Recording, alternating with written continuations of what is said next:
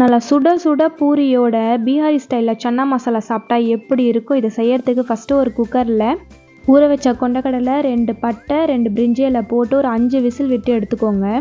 தாளிப்புக்கு தேவையான மசாலா ஐட்டம்ஸ் எல்லாத்தையும் போட்டுட்டு ஒரு 4 வெங்காயத்தை நல்லா சாப் பண்ணி ஆட் பண்ணிக்கிறேன். இது கூடவே கொஞ்சமாக சால்ட்டையும் போட்டு நல்லா வதக்கி எடுத்துக்கோங்க. அப்படியே 2 க்ரீன் சில்லியும் உடச்சி போட்டுட்டு 1 டேபிள் ஸ்பூன் அளவுக்கு ஜிஞ்சர் கார்லிக் பேஸ்ட்டையும் ஆட் பண்ணிவிட்டு ஒரு 3 தக்காளியை நல்லா சாப்பரில் சாப் பண்ணி எடுத்து போட்டு நல்லா ராஸ்மெல் போகிற அளவுக்கு நம்ம இதை வதக்கி எடுத்துக்கணும்.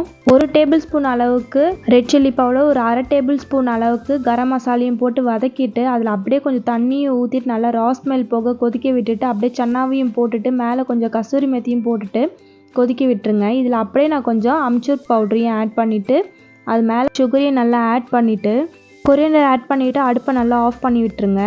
அவ்வளோதான், பீகாரி ஸ்டைலில் நம்ம சன்னா மசாலா ரெடி ஆகிடுச்சு. ட்ரை பண்ணிவிட்டு எப்படி இருக்குதுன்றதை சொல்லிவிடுங்க. அப்படியே லைக், சப்ஸ்கிரைப், பெல் ஐக்கனை கிளிக் பண்ணிவிடுங்க. Bye bye from Pooja.